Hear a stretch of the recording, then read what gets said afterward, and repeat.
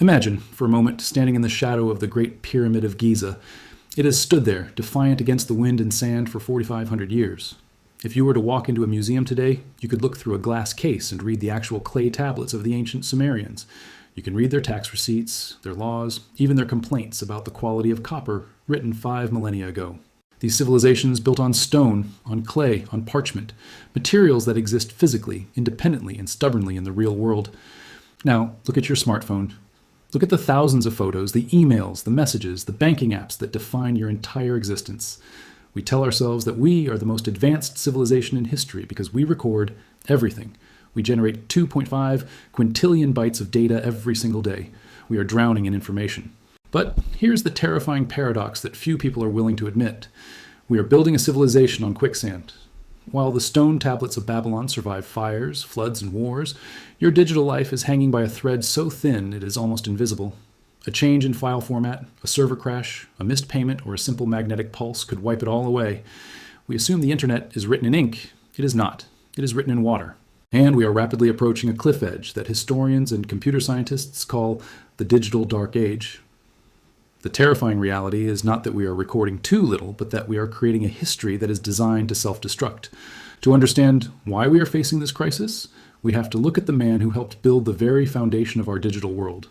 Vint Cerf, often called one of the fathers of the internet, has been sounding the alarm for years. He warns that the 21st century could become an informational black hole, a century where, to future historians, we simply do not exist.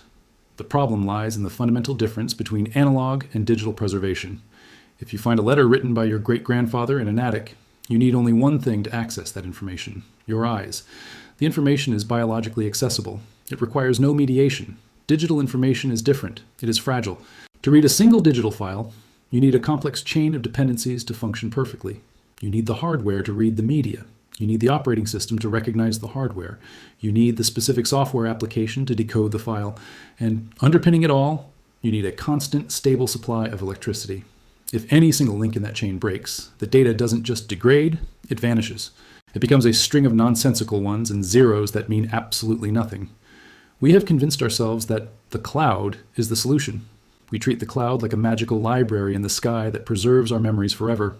But as we will see, the cloud is not a library, it is a business. And in the ruthless economics of data storage, history is not an asset, it is a liability. This isn't a theoretical warning about the distant future. The digital dark age has already begun. We just haven't noticed because it's happening in the background, file by file, server by server. History gives us ironic examples of how our advanced technology is actually moving us backward. Consider the tale of the 2 Doomsday Books. In the year 1086, William the Conqueror ordered a massive survey of England recorded on sheepskin parchment. It was known as the Domesday Book.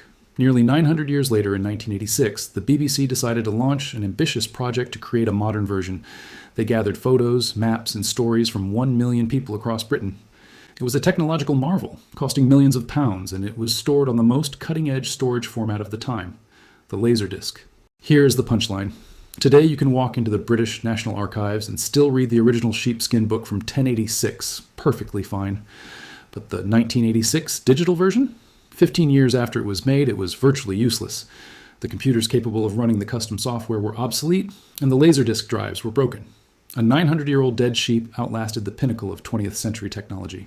But perhaps you think, well, that was the 80s, we have the internet now. Let's talk about MySpace. For a generation, MySpace was the hub of internet culture. It was where the Arctic monkeys were discovered. It was where millions of teenagers curated their identities. In 2019, MySpace released a short, casual statement apologizing for a server migration error. The result? They had accidentally and permanently deleted 50 million songs uploaded between 2003 and 2015.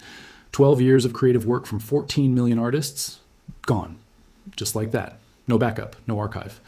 This wasn't just a technical glitch, it was a cultural fire. Imagine if a library burned down and destroyed every book written between 2003 and 2015. There would be national outrage. But because it was digital, and because it happened on a private platform, we just shrugged and moved on. We trust these platforms to be the custodians of our culture, but to them, your memories are just data occupying expensive server space. Even NASA isn't immune. In the late 2000s, it was revealed that the original high-quality magnetic tapes of the Apollo 11 moon landing, the most significant achievement in human history, were likely erased and reused to save money during a budget shortage in the 1980s. We have the broadcast footage, sure, but the raw data? Lost to the economic necessity of saving a few dollars on magnetic tape. So, why is this happening? If we look past the individual accidents, we can see a pattern. There are 3 silent killers stalking every piece of data you create. The first is bit rot. We tend to think of digital files as perfect, unchanging mathematical integers. Physics disagrees. On a microscopic level, the electrons trapped in the floating gates of your SSD drive leak over time. The magnetic polarity on a hard drive weakens. The dye layer on a burnable CD oxidizes. Without active maintenance, the physical medium of storage rots, flipping zeros to ones, corrupting the data until it is unreadable. Entropy comes for everything, even the digital. The second killer is format obsolescence. This is the phenomenon where the lock changes and you lose the key. How many of you have WordPerfect files from the 1990s, or Flash animations, or proprietary design files from software that went bankrupt 10 years ago? We are creating a Tower of Babel, where the languages we speak change every decade. We are encrypting our history in codes that our grandchildren will not have the cipher for. The third, and perhaps most insidious, is link rot. The internet is not a stone tablet. It is a rushing river. A study by Harvard Law School found that even in the Supreme Court of the United States, where legal precedent is everything, nearly 50% of the hyperlinks cited in court opinions no longer work. The websites have shut down, the domains have expired, or the content has moved. We are building our legal, scientific, and historical records on a foundation of references that simply disappear when you click on them. However, the driving force behind the digital dark age is not just technological entropy, it is economics. This is where we need to look at the balance sheets of the companies that own our history. There is a massive misconception that storage is cheap. We think this because we can buy a 1 terabyte hard drive for $50. But perpetual storage, keeping data alive, accessible, redundant, and secure forever, is incredibly expensive. Data centers consume about 1% to 1.5% of the world's total electricity. They require vast amounts of water for cooling, expensive real estate, and constant hardware replacement. In the business world, data falls into 2 categories. Hot data, which is accessed frequently and generates ad revenue, like a viral TikTok video today, and cold data, which sits there and gathers dust, like your family photos from 2012. To a corporation like Google, Meta, or Amazon, your cold data is a liability. It costs money to keep, but it generates 0 revenue. Right now, they host it for free or for a low fee to keep you locked into their ecosystem. But what happens when the growth stops? What happens during a severe economic depression? We are already seeing the cracks. Look at the media industry. Recently, companies like Warner Bros. Discovery and Disney began permanently deleting movies and completed TV shows from their streaming platforms. Not because they ran out of space, but for tax write-offs. They calculated that the tax savings of destroying the art were higher than the potential revenue of keeping it online. This is the dangerous economic reality of the digital age. Preservation is often less profitable than destruction. When you rely on a subscription model for your history, you are renting your own life.